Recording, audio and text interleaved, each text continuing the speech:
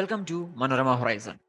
ഇന്ന് നമ്മൾ പഠിക്കാൻ പോകുന്നത് പ്രപ്പോർഷനെ കുറിച്ചാണ്. എന്താണ് പ്രപ്പോർഷൻ നമ്മൾ പഠിക്കുന്നത് ഇന്നത്തെ ക്ലാസ്സിൽ കൂടെ നമ്മൾ പഠിക്കുന്നത് എന്താണ് പ്രപ്പോർഷൻ എന്ന് നമ്മൾ പഠിക്കുന്നു.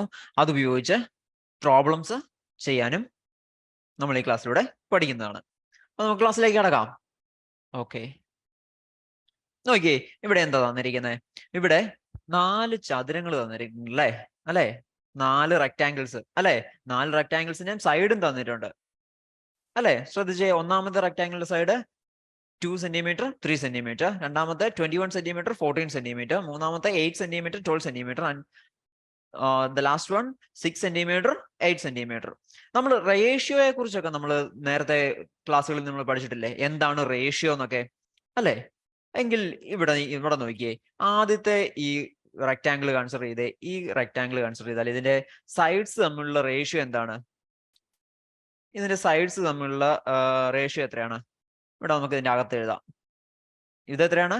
3. ഈ സൈഡ് എത്രയാണ്? 2. അപ്പം 3:2 അല്ലേ. ഇതിന്റെ സൈഡ്സ് തമ്മിലുള്ള റേഷ്യോ 3:2 അല്ലേ. അതെ. ഇനി രണ്ടാമത്തെ റെക്ടാങ്കിൾ ഒന്ന് കൺസിഡർ ചെയ്തേ. ഇതിന്റെ റേഷ്യോ എത്രയാണ്? സൈഡ്സ് തമ്മിലുള്ള റേഷ്യോ, ലെങ്തും ബ്രെഡ്ത്തും തമ്മിലുള്ള റേഷ്യോ എത്രയാണ്? ലെങ്ത് എത്രയാണ്? 21:14 അല്ലേ. 21:14 അല്ലേ. ഇത് നമുക്ക് മിനിമം ചെറുതാക്കി എഴുതാമല്ലേ. എങ്ങനെ നമ്മൾ 21:14 നമുക്ക് എങ്ങനെ എഴുതാം? 21/14 എഴുതാമല്ലേ. 21/14 എഴുതാമല്ലേ. ഇനി ഇതിനെ നമുക്ക് ഒന്ന് ചെറുതാക്കിയാലോ. ഇതിനെ നമുക്ക് ഈ ന്യൂമറേറ്ററിനെയും ഡിനോമിനേറ്ററിനെയും ഒരേപോലെ ഡിവൈഡ് ചെയ്യാൻ പറ്റുന്ന സംഖ്യ ഏതാണ്? ഒന്ന് ആലോചിച്ച് നോക്കിയേ. 21നെയും 14നെയും ഒരേപോലെ ഡിവൈഡ് ചെയ്യാൻ പറ്റുന്ന സംഖ്യ 7 അല്ലേ. 7 വെച്ച് ഡിവൈഡ് ചെയ്യാമല്ലേ. അതെ. അപ്പം 14 ആകുമ്പം 7 2 14, 21 ആകുമ്പം 3 7 21. അപ്പൊ ഇതിനെ നമുക്ക് എങ്ങനെ അറിയാം? 3/2. 3/2 എന്ന് പറഞ്ഞാൽ 3:2 അല്ലേ. 21:14 എന്ന് പറഞ്ഞാൽ അതിനെ മിനിമൈസ് ചെറുതാക്കി എഴുതിയാൽ 3:2 തന്നെ. ഇനി അടുത്ത് നോക്കിയേ, മൂന്നാമത്തെ റെക്ടാങ്കിൾ നോക്കിയേ. ഇതിന്റെ റേഷ്യോ എത്രയാണ്? 12:8. ഈ 12:8നെ നമുക്ക് എങ്ങനെ മാറ്റി എഴുതാം? 12/8 എന്ന് എഴുതാമല്ലേ. അതെ, 12/8 എഴുതാം. ഇനി നമുക്ക് ഇതിന് രണ്ടിനെയും കോമൺ ആയിട്ട് ഡിവൈഡ് ചെയ്യാൻ പറ്റുന്ന സംഖ്യ ഏതാണ്? 4. 4 വെച്ച് ഡിവൈഡ് ചെയ്ത് നമുക്ക് എങ്ങനെ എഴുതാം? 4 2 8, 4 3 12. 3/2 തന്നെ എഴുതാം. അപ്പൊ നമ്മുടെ റേഷ്യോ എത്ര കിട്ടിയത്? 3:2. 3:2 തന്നെയല്ലേ റേഷ്യോ. അതെ. നാലാമത്തെ നോക്കിയേ. നാലാമത്തെ റെക്ടാങ്കിൾ നോക്കിയേ.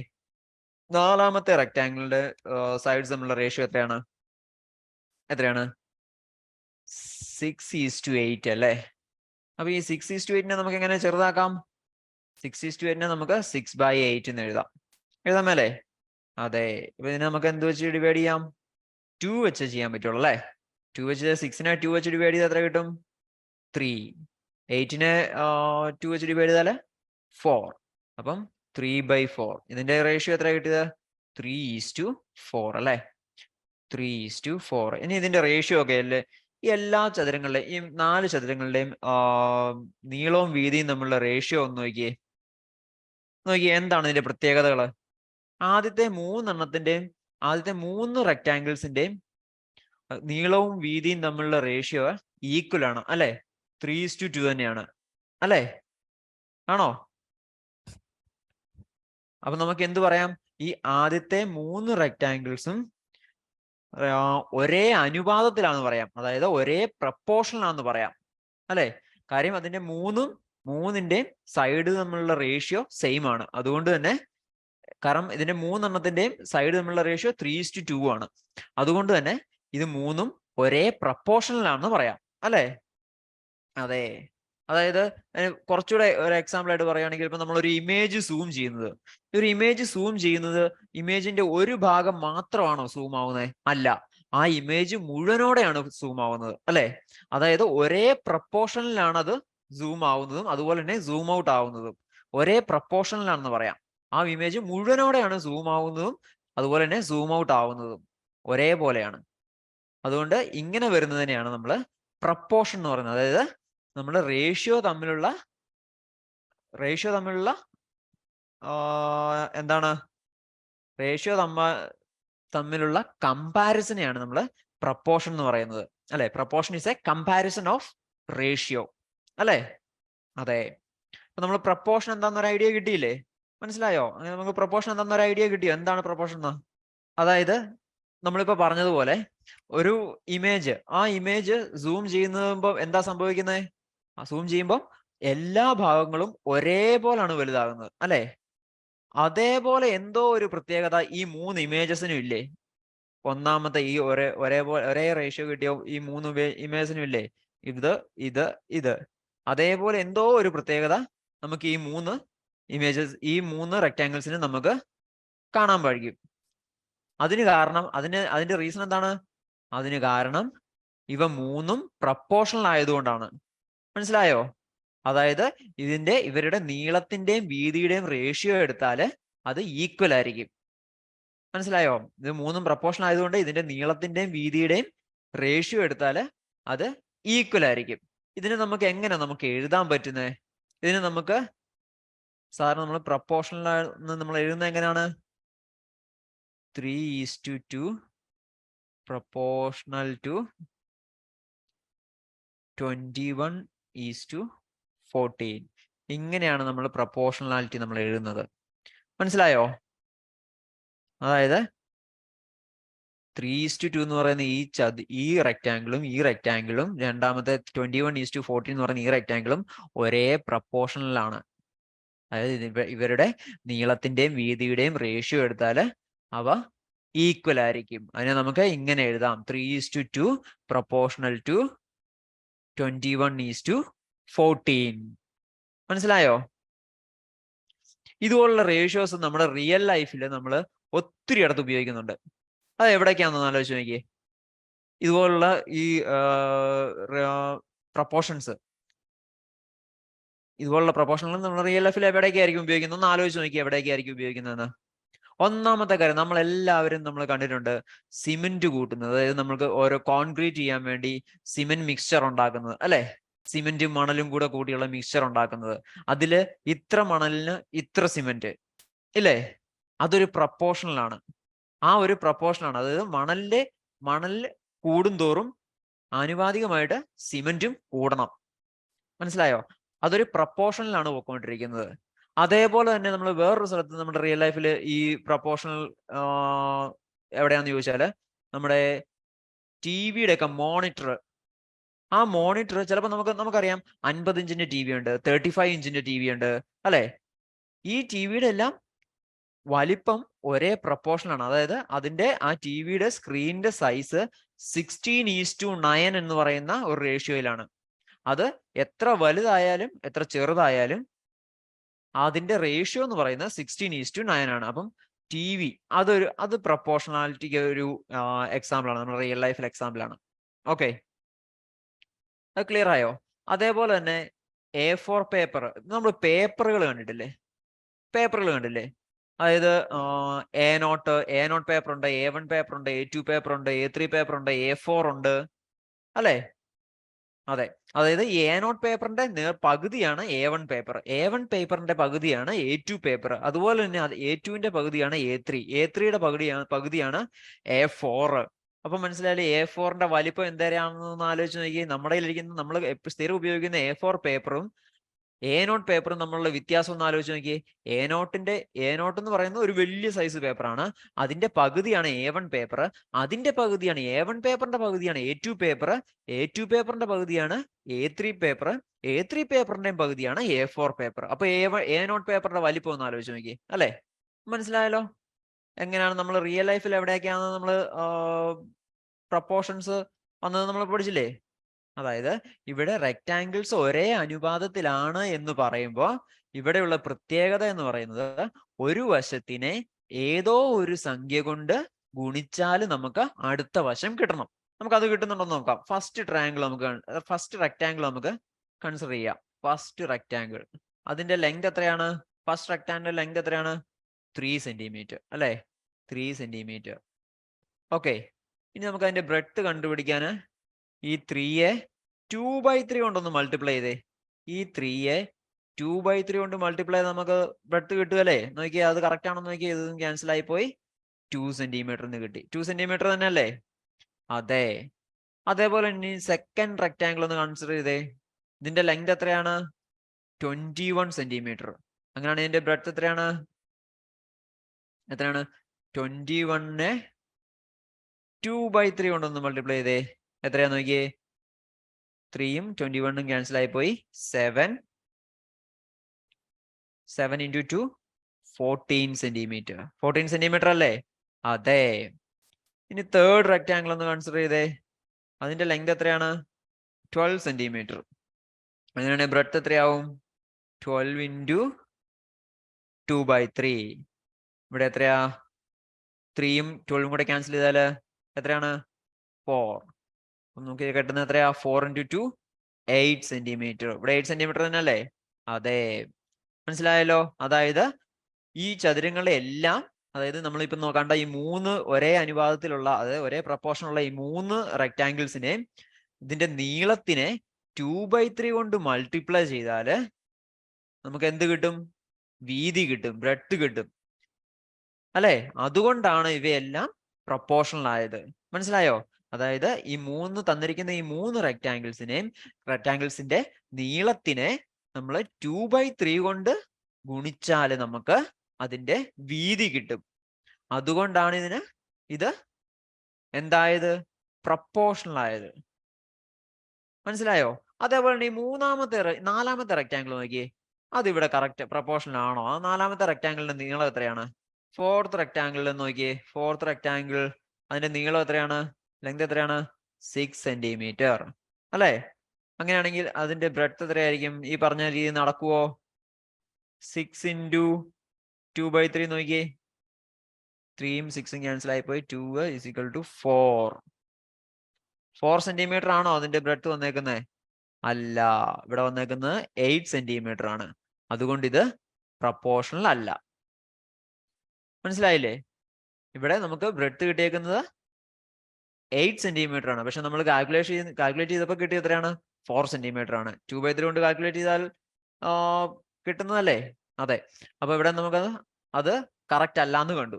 അതുകൊണ്ട് ഫോർത്ത് റെക്ടാങ്കിള് പ്രപ്പോർഷണൽ അല്ല എന്ന് നമുക്ക് മനസ്സിലാവും. ഇനി നമ്മൾ പറഞ്ഞു പേപ്പറുകളെ കുറിച്ച് പറഞ്ഞു ഇല്ലേ? എന്താണ് പേപ്പറുകളെ കുറിച്ച് നമ്മൾ പറഞ്ഞത്? A0 പേപ്പറിന്റെ പകുതിയാണ് A1 പേപ്പർ. A1ന്റെ പകുതിയാണ് A2. A2ന്റെ പകുതിയാണ് A3. A3യുടെ പകുതിയാണ് A4. അതങ്ങനെ അങ്ങ് പോവും അല്ലെ? ഇതെല്ലാം ഈ പകുതി എന്ന് പറയുന്നത് അത് പ്രപ്പോർഷണൽ ആണെന്നും കൂടെ ഉദ്ദേശമുണ്ട് കേട്ടോ. അതിന്റെ ലെങ്തും ബ്രെഡ്ത്തും പ്രപ്പോർഷണൽ ആയിരിക്കും അല്ലെ? അത് ഒരു അനുപാതത്തിലായിരിക്കും, ഏതോ ഒരു അനുപാതത്തിലായിരിക്കും അത് പോവുക. മനസ്സിലായോ? അതായത് ഇത് x ആണെങ്കിൽ ഇതിന്റെ ഈ ലെങ്ത് x ആണെങ്കിൽ ഈ ലെങ്ത് എന്ന് പറയുന്നത് kx അല്ലെ? k എന്ന് പറയുന്നത് ഏതോ ഒരു സംഖ്യ, ഏതോ ഒരു അനുപാതത്തിലാണ് അല്ലെ? ഇവിടെ നമ്മൾ നേരത്തെ കണ്ടില്ലേ? 2/3 കൊണ്ട് അതിന്റെ ലെങ്തിനെ 2/3 കൊണ്ട് മൾട്ടിപ്ലൈ ചെയ്തപ്പോഴല്ലേ ബ്രെഡ്ത്ത് കിട്ടിയത്. അതേപോലെ ഈ 3 റെക്ടാങ്കിളിലും അങ്ങനെയല്ലേ? എല്ലാത്തിലും നമ്മൾ 2/3 കൊണ്ട് മൾട്ടിപ്ലൈ ചെയ്തേ. അതുപോലെ മൾട്ടിപ്ലൈ ചെയ്യുന്ന ഏതോ ഒരു സംഖ്യ കൊണ്ട് മൾട്ടിപ്ലൈ ചെയ്യുമ്പോഴാണ് നമുക്ക് ഇതിന്റെ സൈഡ് കിട്ടുന്നത്. അതെ, ഈ സൈഡ് x ആണെങ്കിൽ ഇവിടെ kx ആയിരിക്കും. k എന്ന് പറയുന്ന ഏതോ ഒരു സംഖ്യയാണ് അല്ലെ? നമുക്ക് ആ k എന്താന്ന് നമ്മൾ കണ്ടുപിടിക്കണം. അതെ, അതിനുവേണ്ടി നമുക്ക് A1 പേപ്പർ സെലക്ട് ചെയ്യാം. ഓക്കെ, A1 പേപ്പറിൽ ഈ സൈഡ് ഞാൻ x എന്ന് എടുത്തു. അങ്ങനെയാണെങ്കിൽ ഇത് എത്രയായിരിക്കും? kx അല്ലെ? kx അല്ലേ? അതെ.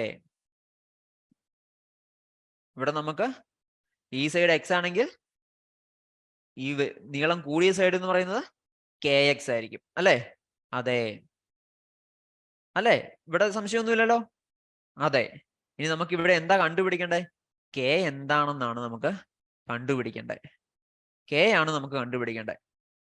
ഓക്കെ, അത് ഇവിടെ ലെങ്തും ബ്രെഡ്ത്തും ഒരേ പ്രപ്പോർഷനിലാണ്. മനസ്സിലായോ? ഇവിടെ ലെങ്തും ബ്രെഡ്ത്തും ഒരേ പ്രപ്പോർഷനിലാണ്. അതുകൊണ്ട് കുഞ്ഞു വശത്തിനെ, അതായത് ഈ ചെറിയ വശത്തിനെ k കൊണ്ട് മൾട്ടിപ്ലൈ ചെയ്താല് എന്ത് കിട്ടണം? നീളം കൂടിയ വശം കിട്ടണം അല്ലെ? ചെറിയ വശത്തിനെ k കൊണ്ട് മൾട്ടിപ്ലൈ ചെയ്താൽ നമുക്ക് എന്ത് കിട്ടണം?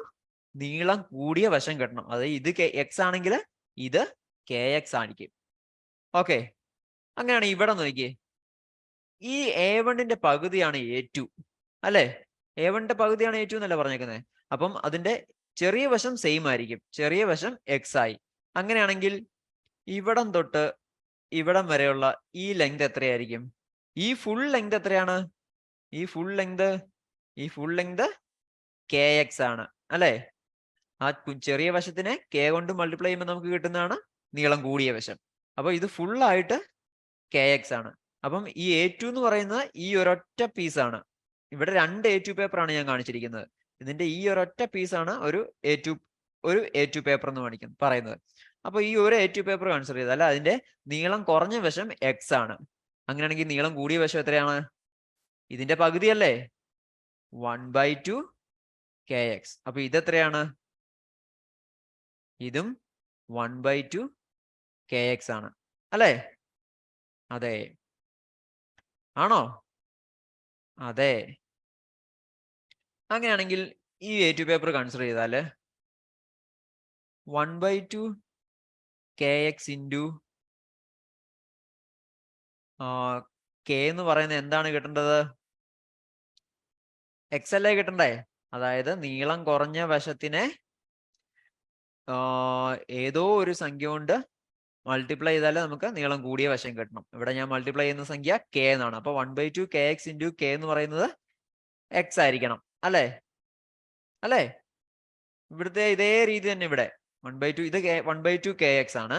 അപ്പം ഇത് x ആണെങ്കിൽ ഇത് ഇവിടെ നമ്മൾ ഇതിന്റെ സൈസ് അനുസരിച്ച് A1ന്റെ സൈസ് അനുസരിച്ച് A1 പേപ്പറിലെ ചെറിയ സൈഡ് എക്സും അങ്ങനെയാണെങ്കിൽ വലിയ സൈഡ് എന്ന് പറയുന്നത് k കൊണ്ട് മൾട്ടിപ്ലൈ ആയ എക്സിനെ അല്ലെ kx ആയിരിക്കും.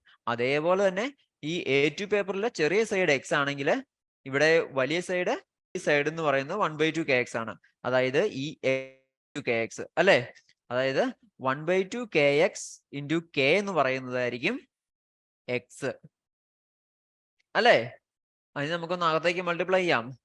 1/2 ഈ k ബ്രാക്കറ്റിനകത്തോട്ട് വന്നാൽ 1/2 into k² into x is equal to x.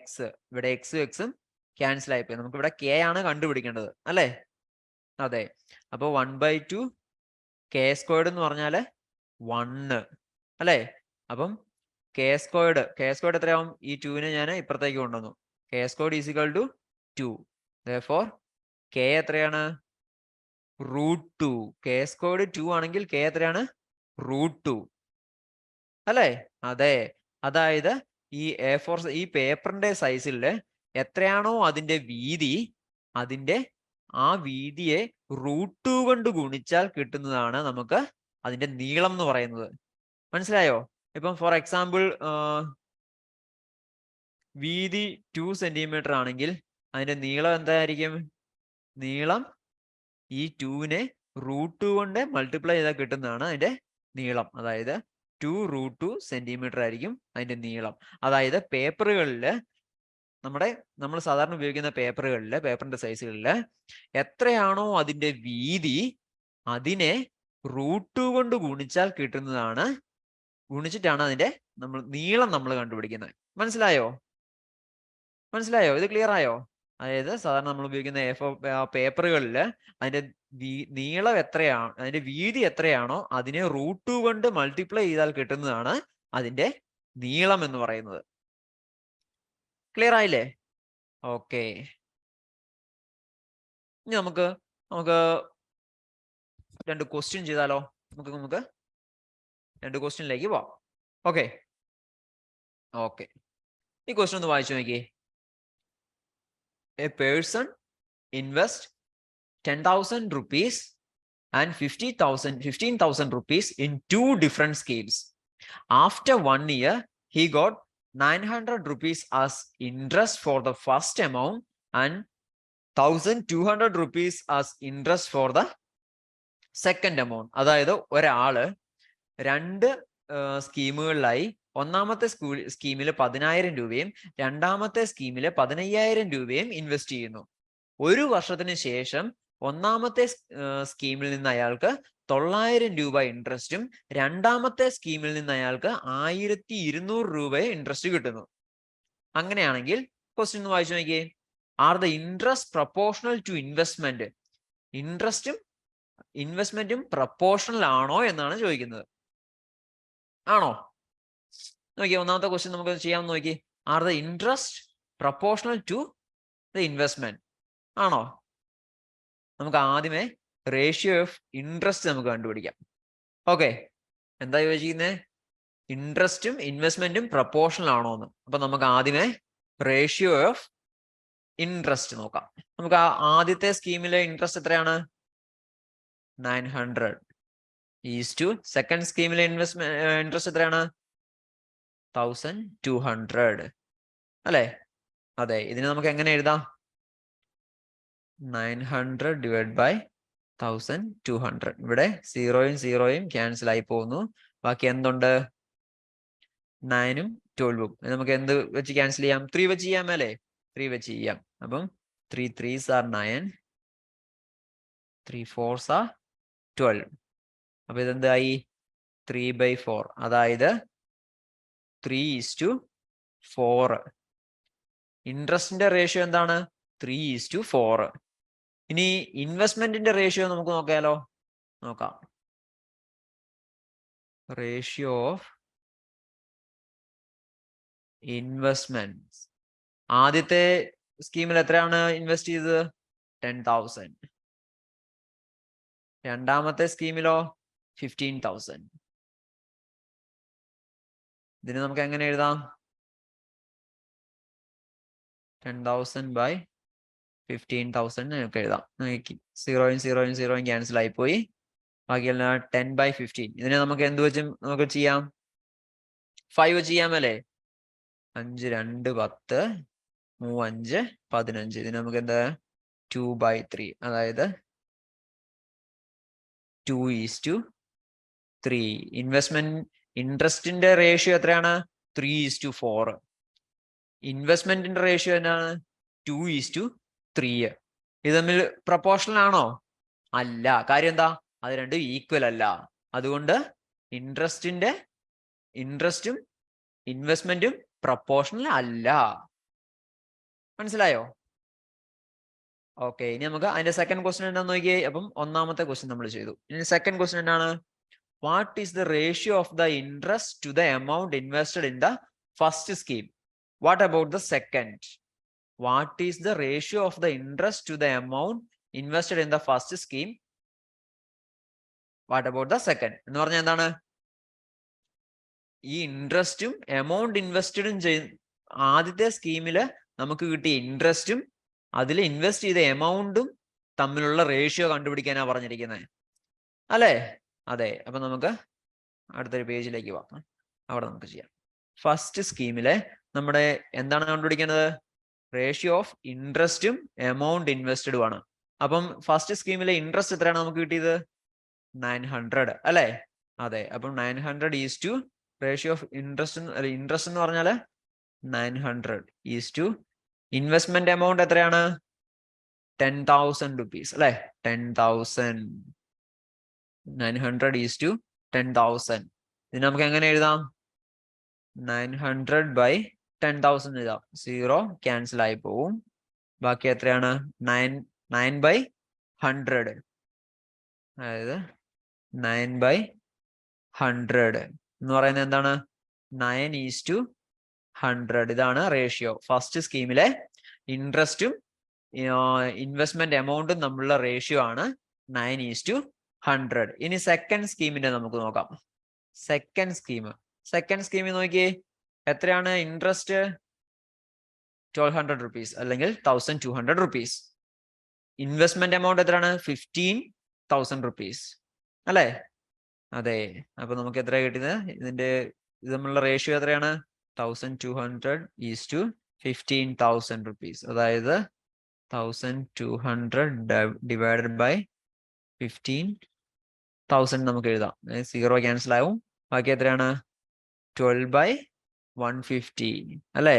ബാക്കി 12/150 അല്ലേ വരുന്നേ? അതെ. ഇതിന് നമുക്ക് എത്ര വെച്ച് എടുക്കാം നോക്കിയേ. ഇതിന് നമുക്ക് 3 വെച്ച് നോക്കാം അല്ലേ? അപ്പം 3 വെച്ച് നോക്കിയാൽ എത്ര വരും? 4/50 എന്ന് എഴുതാൻ മേലേ? 4/50. ഇതിനെ നമുക്ക് വീണ്ടും നമുക്ക് ഇതിനെ ചെറുതാക്കാൻ പറ്റുമോ? പറ്റും. 2 വെച്ച് നമുക്ക് രണ്ടിനെയും ചെയ്യാമല്ലേ? രണ്ടിനെയും ന്യൂമറേറ്ററിനെയും ഡിനോമിനേറ്ററിനെ നമുക്ക് 2 വെച്ച് ഡിവൈഡ് ചെയ്യാം. അപ്പൊ 2 വെച്ച് ഡിവൈഡ് ചെയ്യാൻ എത്ര വരുന്നത്? 2/25 അല്ലെ? 2/25 അല്ലേ? അതായത് നമ്മളെ റേഷ്യോ എന്താ വരുന്നത്? 2:25. സെക്കൻഡ് സ്കീമിലെ ഇൻട്രസ്റ്റും ഇൻവെസ്റ്റ്മെന്റും നമ്മളുടെ റേഷ്യോ എന്ന് പറയുന്നത് 2:25 ആണ്. ക്ലിയർ ആയോ? ഓക്കെ, ഇനി അടുത്ത ക്വസ്റ്റ്യൻ നോക്കാം. എന്താണ് നമ്മൾ സെക്കൻഡ് ക്വസ്റ്റ്യൻ ചെയ്തു. മൂന്നാമത്തെ ക്വസ്റ്റ്യൻ നോക്കിയേ. What is the annual rate of interest in the first scheme and in the second scheme? അതായത് ഫസ്റ്റ് സ്കീമിലെ സെക്കൻഡ് സ്കീമിലെയും ആനുവൽ റേറ്റ് ഓഫ് ഇൻട്രസ്റ്റ് ആ കണ്ടുപിടിക്കേണ്ടത് അല്ലേ? നോക്കാം. മൂന്നാമത്തെ നമുക്ക് ആദ്യമേ ഫസ്റ്റ് സ്കീമിനെ കണ്ടുപിടിക്കാം. ഫസ്റ്റ് സ്കീം റേറ്റ് നമുക്ക് എന്താ കാണിക്കുക? ആനുവൽ റേറ്റ് ഓഫ് ഇൻട്രസ്റ്റ് ആ കണ്ടുപിടിക്കേണ്ടത് അല്ലേ? എങ്ങനെ ഇൻട്രസ്റ്റിന്റെ റേറ്റ് കണ്ടുപിടിക്കുന്നത്? ഇവിടെ നോക്കിയാൽ നമുക്ക് എത്ര ഇൻട്രസ്റ്റ് കിട്ടിയത്? 900. ഫസ്റ്റ് സ്കീമിൽ ഇൻട്രസ്റ്റ് കിട്ടിയ എത്രയാണ്? 900. നമ്മൾ ഇൻവെസ്റ്റ് ചെയ്ത എമൗണ്ട് എത്രയാണ്? 10,000. അപ്പൊ എങ്ങനെ നമ്മൾ ഇൻട്രസ്റ്റ് റേറ്റ് കണ്ടുപിടിക്കുന്നത്? 900 ഡിവൈഡഡ് ബൈ 10,000 ഇൻറ്റു 100% അല്ലേ? അങ്ങനെയല്ല കണ്ടുപിടിക്കണ്ടേ? അതെ, ഇൻട്രസ്റ്റ് കണ്ടുപിടിക്കുന്ന അങ്ങനെ, ഇൻട്രസ്റ്റ് റേറ്റ് കണ്ടുപിടിക്കുന്ന, റേറ്റ് ഓഫ് ഇൻട്രസ്റ്റ് കണ്ടുപിടിക്കുന്ന അങ്ങനെയല്ലേ? അതെ, അപ്പൊ നമുക്ക് അങ്ങനെ എഴുതാം. റേറ്റ് ഓഫ് ഇൻട്രസ്റ്റ് എന്ന് പറഞ്ഞാല് 900 ഡിവൈഡഡ് ബൈ 10,000 ഇൻറ്റു 100%. അപ്പൊ നമ്മൾ ക്യാൻസൽ ചെയ്ത് കളയാലേ? ഈ സീറോയും സീറോയും, ഈ സീറോയും പോയി, ഇതും പോയി, ഇതും പോയി, ഈ സീറോയും പോയി. ബാക്കി എത്രയുണ്ട്? 9. അപ്പം ഫസ്റ്റ് സ്കീമിലെ ഇൻട്രസ്റ്റ് എത്രയാണ്? ഇൻട്രസ്റ്റ് റേറ്റ് എത്രയാണ്? ആനുവൽ ഇൻട്രസ്റ്റ് റേറ്റ് 9% അല്ലേ? അതെ.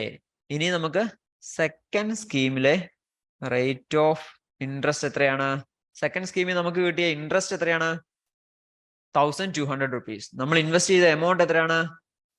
15,000 rupees. അപ്പൊ നമ്മൾ എങ്ങനെ ഇൻട്രസ്റ്റ് റേറ്റ് കണ്ടുപിടിക്കുന്നത്? ആനുവൽ ഇൻട്രസ്റ്റ് റേറ്റ് കണ്ടുപിടിക്കുന്നത് എങ്ങനെയാണ്? 1,200 ഡിവൈഡഡ് ബൈ 15,000 ഇൻറ്റു 100%. ഇവിടെ നമുക്ക് സീറോയും ക്യാൻസൽ ചെയ്യാമല്ലേ? സീറോ ക്യാൻസൽ ആയി, ഇവിടുത്തെ സീറോയും ഈ സീറോയും ക്യാൻസൽ ആയി. അപ്പൊ നമുക്ക് എത്ര കിട്ടി? 120/15. 120/15 എന്ന് പറഞ്ഞാൽ എത്രയാണ്? നമുക്കൊന്ന് ചെറുതായിക്കേ. പിന്നെ നമുക്ക് 3 വെച്ച് നോക്കിയാൽ 40/5 വരും. 40/5 എന്ന് പറഞ്ഞാൽ എത്രയാണ്? ഇവിടെ ഈ ന്യൂമറേറ്ററിനെയും ഡിനോമിനേറ്ററിനെയും നമ്മൾ 3 വെച്ച് ഡിവൈഡ് ചെയ്തു. 3 വെച്ച് ഡിവൈഡ് ചെയ്താൽ എത്രയാ? 120/3 എന്ന് പറഞ്ഞാല് 40 ആവും. 15/3 എന്ന് പറഞ്ഞാല് 5 വരും. അപ്പൊ 40/5 എത്രയാണ്? 40/5 8%. അതായത് സെക്കൻഡ് സ്കീമിലെ ആനുവൽ റേറ്റ് ഓഫ് ഇൻട്രസ്റ്റ് എന്ന് പറയുന്നത് എത്രയാണ്? 8% ആണ്. ഫസ്റ്റ് സ്കീമിലെ എത്രയാണ്? 9% ആണ്. ഈ ക്വസ്റ്റ്യൻ ക്ലിയർ ആയില്ലേ? നമുക്ക് അടുത്ത ക്വസ്റ്റ്യനിലേക്ക് പോയാലോ? ഓക്കെ, നോക്കിയേ. അടുത്ത ക്വസ്റ്റ്യൻ നോക്കിയേ. എന്താണ്? The area of A0 paper is 1 square meter. Calculate the length of the sides of A4 paper correct to a millimeter using calculator. അപ്പൊ കാൽക്കുലേറ്റർ നമുക്ക് ഉപയോഗിക്കാം. Okay, okay. നമുക്ക് ഇവിടെ എന്താ കണ്ടുപിടിക്കേണ്ടത്? The area of A0 paper is 1 square meter തന്നിട്ടുണ്ട്. അപ്പൊ A0 പേപ്പറിന്റെ ഏരിയ 1 square meter തന്നിട്ടുണ്ട്. ആണെങ്കിൽ A4 പേപ്പറിന്റെ സൈഡ്സിന്റെ ലെങ്ത് ആണ് കണ്ടുപിടിക്കാൻ പറഞ്ഞിരിക്കുന്നത് അല്ലെ? അപ്പൊ നമ്മൾ പറഞ്ഞതനുസരിച്ച് എന്താണ്? A0 പേപ്പറിന്റെ പകുതിയാണ് A1 പേപ്പർ, A1ന്റെ പകുതിയാണ് A2, A2ന്റെ പകുതിയാണ് A3, A3യുടെ പകുതിയാണ് A4. അങ്ങനെയല്ലേ പോകുന്നത് നമ്മൾ കുറച്ചു മുമ്പ് പഠിച്ചത്? അതെ. അപ്പൊ ഞാൻ ഇവിടെ പേപ്പർ ഒന്ന് എഴുതു. പേപ്പർ ജസ്റ്റ് ഒന്ന് കാണാൻ വേണ്ടി മാത്രം വരയ്ക്കുന്നുള്ളൂ. ഇതിന്റെ സൈസ് ഒന്നും നോക്കണ്ട. A0 paper, A1 paper, A2 paper, A3 paper, A4 paper. ഈ പേപ്പറിന്റെ സൈസ് നോക്കണ്ട. അത് ഞാൻ നമുക്ക് ഇത് പ്രോബ്ലം ചെയ്യാൻ വേണ്ടി എളുപ്പത്തിന് വേണ്ടി ഞാൻ എഴുതിയെന്ന് മാത്രമേ ഉള്ളൂ. അപ്പൊ നമ്മൾ പഠിച്ചെന്താണ്? A0 പേപ്പറിന്റെ പകുതിയാണ് A1 പേപ്പർ, A1ന്റെ പകുതിയാണ് A2, A2ന്റെ പകുതിയാണ് A3, A3യുടെ പകുതിയാണ് A4 അല്ലെ? അപ്പൊ നമുക്ക് ഇവിടെ തന്നിരിക്കുന്നത് എന്താണ്? A0 പേപ്പറിന്റെ ഏരിയ 1 square meter തന്നിട്ടുണ്ട്. അപ്പം ഇതിന്റെ ഈ A0 പേപ്പറിന്റെ ഏരിയ എത്രയാണ്? 1 square meter. 1 സ്ക്വയർ മീറ്റർ തന്നിട്ടുണ്ട്. അങ്ങനെയാണെങ്കിൽ A1 പേപ്പറിന്റെ ഏരിയ എത്രയായിരിക്കും? ഇതിന്റെ പകുതി ആയിരിക്കുമല്ലേ A1 പേപ്പറിന്റെ ഏരിയ അല്ലേ? കാരണം A0ന്റെ പകുതിയാണ് A1. അപ്പം A0ന്റെ ഏരിയയുടെ പകുതി ആയിരിക്കുമല്ലേ A1ന്റെ ഏരിയ. അതെ, അപ്പം A1ന്റെ ഏരിയ എത്രയാണ്? 1/2 സ്ക്വയർ മീറ്റർ ആവും. അങ്ങനെയാണെങ്കിൽ A2ന്റെ ഏരിയ എത്രയായിരിക്കും? 1/2ന്റെ പകുതി. 1/2ന്റെ പകുതി എത്രയാണ്? 1/4. അതുപോലെയാണ് A3യുടെ ഏരിയ എത്രയായിരിക്കും? 1/4ന്റെ പകുതി, അതായത് 1/8 ആയിരിക്കും.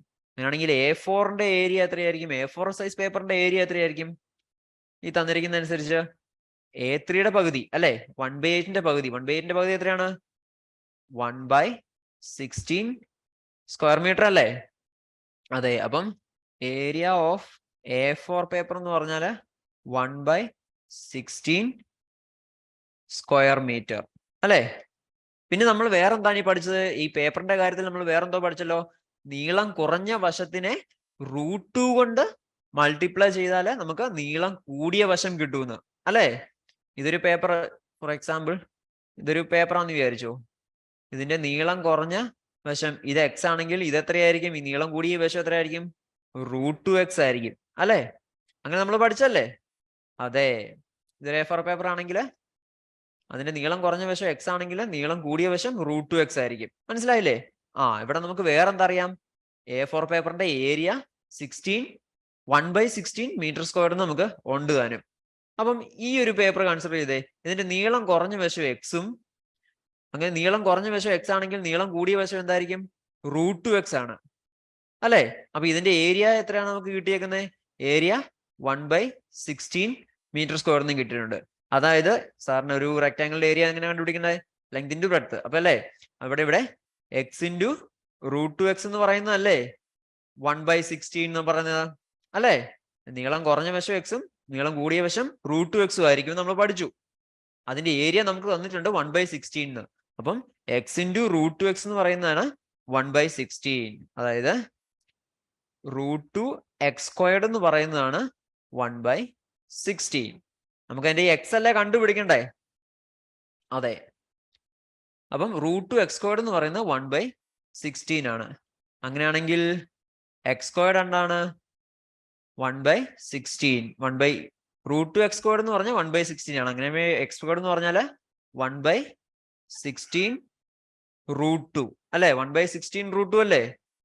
ഇത് എന്ന് പറയുന്നത് നമുക്ക് കാൽക്കുലേറ്റർ ഉപയോഗിച്ച് ചെയ്താല് 1/16 √2 എന്ന് പറഞ്ഞാല് ഏകദേശം 0.0441 എന്ന് വരും. x² 0.0441 എന്ന് നമുക്ക് കിട്ടി. അങ്ങനെയാണെങ്കിൽ x എത്രയാണ്? x is equal to √0.0441. ഇത് നമുക്ക് കാൽക്കുലേറ്റർ ഉപയോഗിച്ച് ചെയ്താൽ എത്ര കിട്ടും? നമുക്ക് ഏകദേശം 0.21 മീറ്റർ എന്ന് കിട്ടും. എത്രയാണ്? 0.21 മീറ്റർ. അപ്പം x നീളം കുറഞ്ഞ വശം 0.21 മീറ്റർ ആണ്. അങ്ങനെയാണെങ്കിൽ √2x നീളം കൂടിയ വശം എത്രയാണ്? √2x is equal to 0.21 into √2. 0.21 into √2 എത്രയാണ്? അതായത് 0.21 into 1.414. √2 1.414 അല്ലേ? അതെ, ഇത് നമുക്ക് കാൽക്കുലേറ്റ് ചെയ്യുമ്പോൾ എത്രയാണ് കിട്ടുന്നത്? 0.2969 എന്ന് കിട്ടും. നമുക്ക് എന്താ കണ്ടുപിടിക്കണ്ടേ? കറക്റ്റ് മില്ലിമീറ്ററാ. അപ്പൊ ഇത് അപ്രോക്സിമേറ്റ്ലി ഈക്വൽ ടു 0.297 മീറ്റർ. അപ്പൊ നമുക്ക് അതിന്റെ ലെങ്ത് കിട്ടിയില്ലേ? നീളം കുറഞ്ഞ വശവും കിട്ടി, നീളം കൂടിയ വശവും കിട്ടി. നീളം കുറഞ്ഞ വശം എത്രയാണ്? 0.21 മീറ്റർ അല്ലേ? അതെ, നീളം കൂടിയ വശം എത്രയാണ്? 0.297 മീറ്റർ. ക്ലിയർ ആയല്ലേ? ഈ ക്വസ്റ്റ്യൻ ക്ലിയർ ആയല്ലോ? ഓക്കെ, ഇനി നമുക്ക് വേറൊരു ക്വസ്റ്റ്യൻ നോക്കി പോണപ്പോ.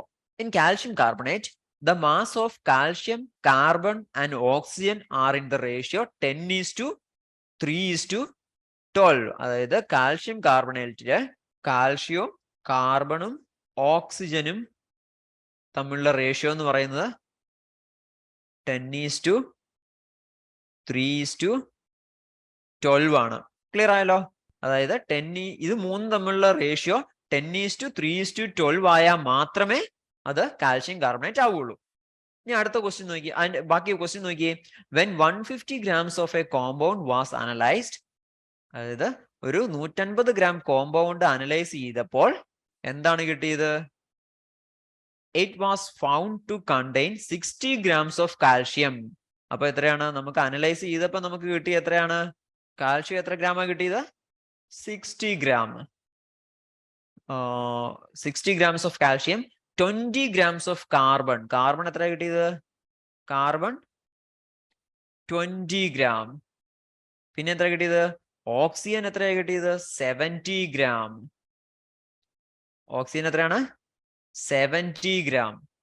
അങ്ങനെയാണെങ്കിൽ അത് കാൽഷ്യം കാർബണേറ്റ് ആണോ എന്നാ ചോദിക്കുന്നത്. അപ്പൊ ഒരു മിക്സ്ചർ കാൽഷ്യം കാർബണേറ്റ് ആണെങ്കിൽ അതിനകത്തെ കാൽഷ്യവും കാർബണും ഓക്സിജനും തമ്മിലുള്ള റേഷ്യോ എന്താണ്? 10:3:12 ആകണം. അങ്ങനെ ആയാൽ മാത്രമേ അത് കാൽഷ്യം കാർബണേറ്റ് ആവുള്ളൂ. അപ്പൊ നമുക്ക് ഒരു 150 ഗ്രാം കോമ്പൗണ്ട് അനലൈസ് ചെയ്തപ്പോൾ നമുക്ക് കിട്ടിയ റേഷ്യോ കാൽഷ്യവും കാർബണും ഓക്സിജനും തമ്മിലുള്ള റേഷ്യോ എത്രയാണ് കിട്ടിയത്? 60:20:7. ഇതിന് നമുക്ക് 0 എല്ലാം കോമൺ അല്ലേ, അപ്പൊ നമുക്ക് അതിനെ ഒഴിവാക്കി എഴുതാല്ലേ. ഇംപ്ലൈസ് നമുക്ക് എത്ര കിട്ടിയത്? 6:2:7. നമുക്ക് കിട്ടിയ റേഷ്യോ എത്രയാണ്? 6:2:7 ആണ് കിട്ടിയത്. 6:2:7 കിട്ടിയാൽ അതൊരു കാൽഷ്യം കാർബണേറ്റ് ആണോ? ആ കോമ്പൗണ്ട് കാൽഷ്യം കാർബണേറ്റ് ആണോ? അല്ല. കാര്യം എന്താ? കാൽഷ്യം കാർബണേറ്റ് ആണെങ്കിൽ ആവണമെന്നുണ്ടെങ്കിൽ കാൽഷ്യവും കാർബണും ഓക്സിജനും തമ്മിലുള്ള റേഷ്യോ എന്ന് പറയുന്നത് 10:3:12 ആയിരിക്കണം. പക്ഷെ നമുക്ക് ഇവിടെ കിട്ടിയ റേഷ്യോ എത്രയാണ്? 6:2:7 ആണ്. അതുകൊണ്ട് തന്നിരിക്കുന്നത് നമ്മൾ അനലൈസ് ചെയ്ത കോമ്പൗണ്ട് എന്ന് പറയുന്നത് കാൽഷ്യം കാർബണേറ്റ് ആണോ? അല്ല. ഈ ക്വസ്റ്റ്യൻ ക്ലിയർ ആയില്ലേ? ഓക്കെ. അപ്പൊ ഇതുവരെ ഇന്നത്തെ ക്ലാസ്സിൽ നമ്മൾ എന്താ പഠിച്ചത്? പ്രപ്പോർഷൻ എന്താന്ന് പഠിച്ചു. പ്രപ്പോർഷൻ എന്ന് പറഞ്ഞാൽ എന്താണ്? ഇക്വാളിറ്റി ഓഫ് റേഷ്യോസ് തന്നെയാണ് നമ്മൾ പ്രപ്പോർഷൻ എന്ന് പറയുന്നത്, അല്ലെ? ഇക്വാളിറ്റി ഓഫ് റേഷ്യോസിനെയാണ് നമ്മൾ പ്രപ്പോർഷൻ എന്ന് പറയുന്നത്, അല്ലെ? അതെ. പിന്നെ വേറെ എന്താണെന്ന് പഠിച്ചത്? നമ്മള് A4 പേപ്പറിന്റെ സൈസുകളിൽ, അല്ലെ? A0 പേപ്പറിന്റെ പകുതിയാണ് A1 പേപ്പർ എന്ന് പഠിച്ചു. A1ന്റെ പകുതിയാണ് A2, A2ന്റെ പകുതിയാണ് A3. അങ്ങനെ നമ്മൾ പഠിച്ചു, അല്ലെ? അതേപോലെ തന്നെ ആ പേപ്പറുകളിൽ length of the longer side is √2 times the length of the shortest side. അപ്പം ഇതൊരു പേപ്പർ ആണെന്നുണ്ടെങ്കിൽ ഇതിന്റെ ഷോർട്ടസ്റ്റ് സൈഡ് x ആണെങ്കിൽ ലോങ്ങസ്റ്റ് സൈഡ് എന്ന് പറഞ്ഞാൽ √2x ആണ് നമ്മൾ പഠിച്ചു, അല്ലെ? അതല്ലേ ഇവിടെ പറഞ്ഞിരിക്കുന്നത്. അതായത് the length of the longer side is √2 times the length of the shortest side. Clear ആയില്ലേ? ഓക്കെ. ഇനി ഇതിനെക്കുറിച്ച്, ഈ പ്രൊപ്പോർഷനെ കുറിച്ചുള്ള കൂടുതൽ കാര്യങ്ങൾ നിങ്ങൾ അടുത്ത ക്ലാസ്സുകളിൽ നിങ്ങൾ പഠിക്കുന്നതായിരിക്കും. Thank you. Manorama Horizon. Learning made simple.